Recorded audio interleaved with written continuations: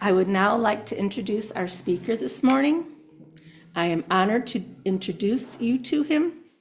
He is a friend of mine and is married to a wonderful woman who is also a friend of mine, and she's here today and be hosting our Reiki Share after service, a little plug. He has a wonderful belief meter. I don't know where he's at today. Okay. He is a healer, a spiritual healer, a medium, a Reiki healer, our assistant minister here at Center of Enlightenment. Please help me welcome Rev David Shaw.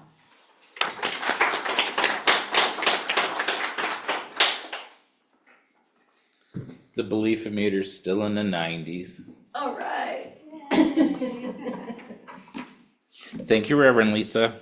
My pleasure. Good morning, everyone. Good morning, Reverend David. Just a second, I have to do some bookkeeping.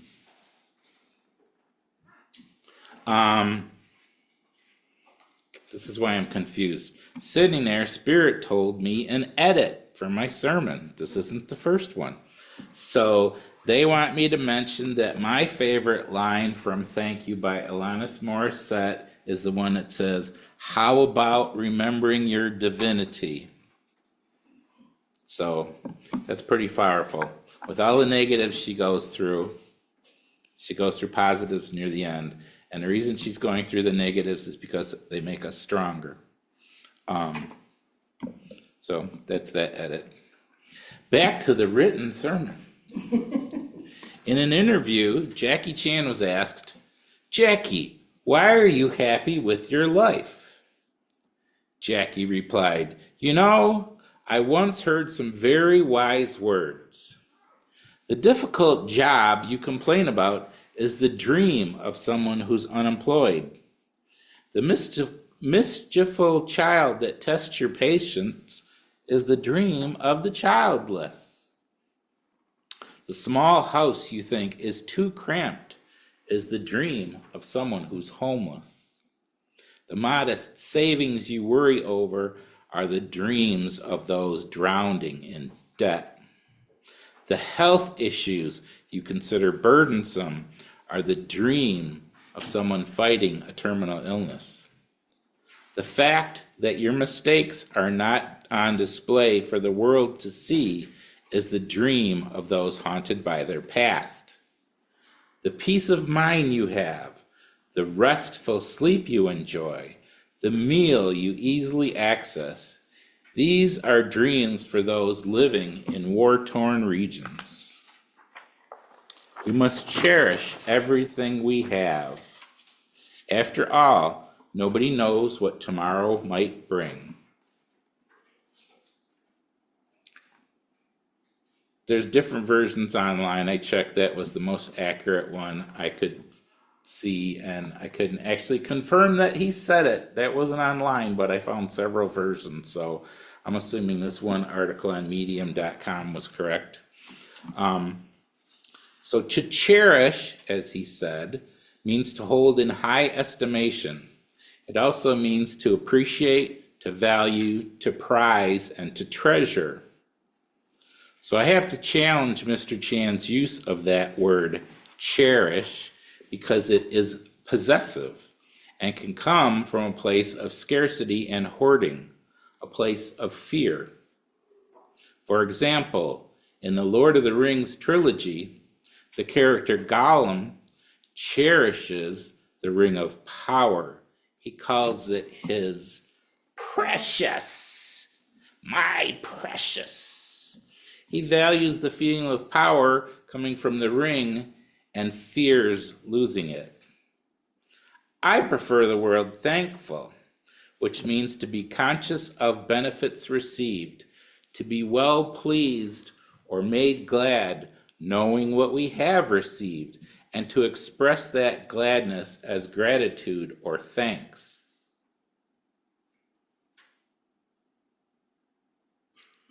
I like that. You're conscious of what you've received. You're glad. You're appreciative of it.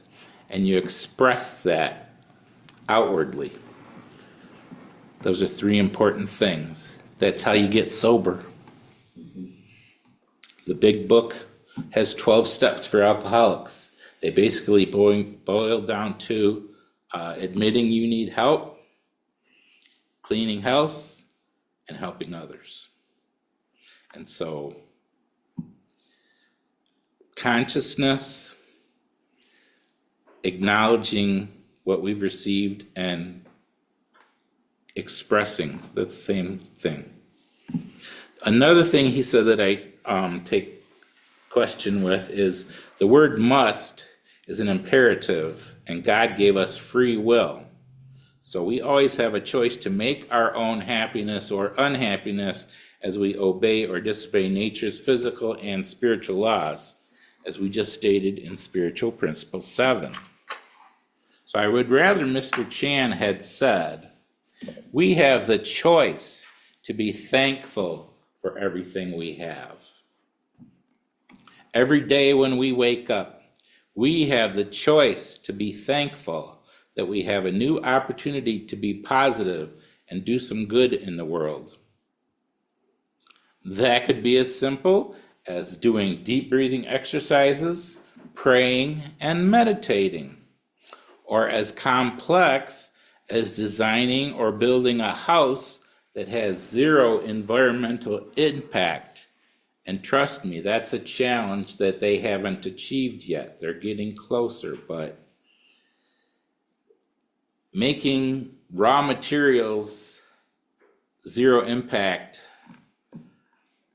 that's a lot of planning and foresight in advance.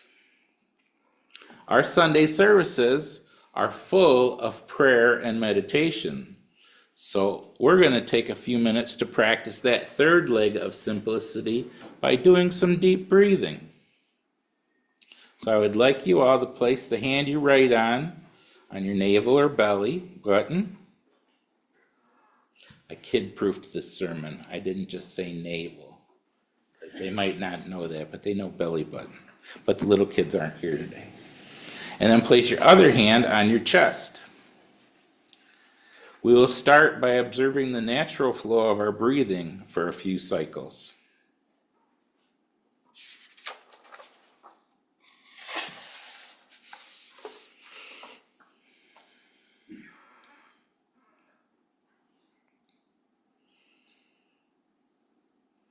Now with your next inhalation, think of intentionally sending the air towards your navel by letting your abdomen expand out and rise freely. Feel the navel hand rising while the chest hand remains almost still.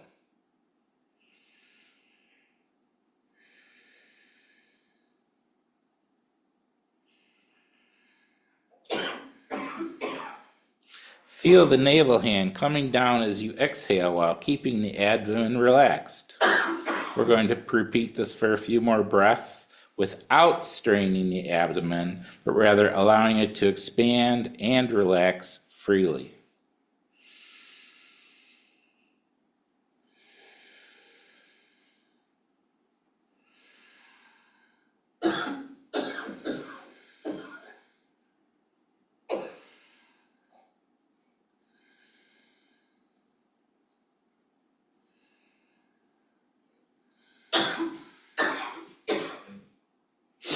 Now return to your natural breathing. I don't know about all of you, but that helped me. And they want me to say this too. This is a disclaimer. I don't know where people are in their spiritual journey, so even though most of us probably know deep breathing, they said do it anyway. Deep breathing, prayer, and meditation are a great way to start the day and an opportunity to put ourselves in a mindset of thankfulness and optimism. And when I was writing this, Spirit said to include this next edit, but I ignored them because I'm human and I have free will. So all morning they've been nagging me, politely reminding is the proper way to say it, to add this next point.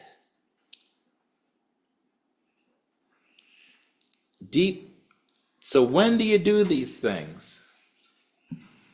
According to my 50 Yeah, 50 some years of learning this stuff and studying. When you wake up in the morning, you do some deep breathing, and then you say your prayers. And before you go to bed, you do when you go to bed, you do some deep breathing, and then you do some meditation. And the reason the timing is that way is because prayer is asking for help, and meditation is being open to the answers. One of the challenges in this human form, at least to me, is being willing to listen to the answers and take them in and accept them and act on them, as I said earlier about acknowledging, accepting, and expressing. I'm good at the first one. Those other two, I'm still working at it. I'm a human. I'm not perfect. But you can also do all of those anytime during the day, all day. If we were Buddhist monks, we would be doing that most of the time. The only time they're not deep breathing, meditating, and praying is when they're doing their tasks to maintain the monastery. So I put a link to a great article about deep breathing on my personal Facebook page. So if you want to read more about it and try, there's many exercises. I welcome your visit. Or you can go to positive-deep-breathing-exercise/# It's easier to go to my Facebook page because you just have to ask to be a friend if you aren't already. Now I would like to share some excerpts from the following article. It's called 13 Most Popular Gratitude Exercises and Activities by Mike Opland, BA, MBA. They were real enthusiastic with me about doing exercises this morning because would you rather do physical exercises or spiritual exercises? Actually, we should do both. It's encouraged. Mike says, Mr. Opland says, we usually show our gratitude to others when we feel indebted to them, when we have benefited from their actions, and when we want to make our feelings toward them known. Acknowledging it, celebrate or seeing the value, and then expressing it. I didn't even know that was the underlying theme of my sermon. Yeah. Thank you, Spirit. Showing gratitude is sometimes a required or expected thing, but at other times, a spontaneous thank you to someone who has knowingly made our day. He didn't finish that sentence. Interesting. I'm not spontaneous either, so I'm more spontaneous than I used to be. I'll say it that way. On most occasions, we show gratitude to bring the good feelings we have been gifted back to the gifter. There's been several people in my life I've been taught to say, you're welcome, after somebody says thank you to them, because they couldn't take in the gifting back from the gifted. When I was a kid, when I got sober, I had to learn to ask for help, because that part of it wasn't in my training as a child through my family, because they were, grew up after the Depression and self-sufficiency. They'd help everybody else, but they wouldn't take it, and we gotta go both ways.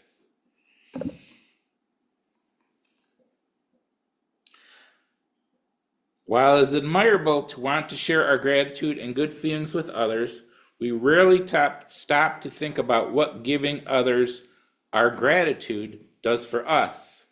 As it turns out, it does quite a lot for our brains and mental well-being. Research shows that gratitude can help you make friends. One study found that thanking a new acquaintance makes them more likely to seek a more lasting relationship with you. So if you're a curmudgeon, never thank anyone. Oh, that's a bad David joke, sorry. Improve your physical health. People who exhibit gratitude report fewer aches and pains, a general feeling of health, more regular exercise, and more frequent checkups with their doctor than those who don't exhibit gratitude. Improve your psychological health. Grateful people enjoy higher well-being and happiness and suffer from reduced symptoms of depression. Enhance empathy and reduce aggression. Those who show their gratitude are less likely to seek revenge against others and more likely to behave in a pro-social manner with sensitivity and empathy. This is an important one. This is one of the top 2 things in terms of health maintenance, in my opinion, is improve your sleep. People who are grateful have increased self-esteem, partly due to their ability to, Practicing gratitude regularly can help you sleep longer and better. I'm gonna have to use a pen. Next, the thing I started accidentally, enhance your self-esteem. People who are grateful have increased self-esteem, partly due to their ability to appreciate other people's accomplishments. Another one, increase mental strength. Grateful people have an advantage in overcoming trauma and enhanced resilience, helping them to bounce back from highly stressful situations. Mr. Opland finishes saying that the gratitude muscle is like any other muscle in that it must be flexed periodically to remain strong. That article is at positivepsychology.com/gratitude-exercises/. And I also posted that on my personal Facebook page yesterday. Personally, I'm thankful for infinite intelligence and God for this free will experiment. This is a beautiful opportunity to learn and be enlightened and become as one with God. That's what all that deep breathing and prayer and meditation helps with. I'm grateful for my sobriety, as mentioned earlier, because without it, I wouldn't be here. I would have passed 30 some years ago. For my wife, Patty, because she encourages me to be better. It's good to have that in you. It's good to have spirit, all of them saying it, but it's even better to have it embodied in such a beautiful woman. I'm thankful for my children and grandchildren because they guide me to a better future. And as Patty said, I get a dose of Isabella love this afternoon, so yay me. For my parents, siblings, and other members of my biological family because they helped me get to where I am today. Alcoholism almost killed me. Choosing to heal it and move on made me stronger. That's part of my genetic history, so that's a positive from my grandparents. And going back, who knows how long, we've gone back at least 8 generations finding out about that stuff. And finally, I'm thankful for all of you because we're a family of choice. We're born into a biological family. We get to choose the people that support and nurture and celebrate with us. So thank you all. Now again, as Jackie Chan said, nobody knows what tomorrow might bring. So I encourage you all to make the choice to be thankful for everything you have. Thank you for your time, and thank you for your attention.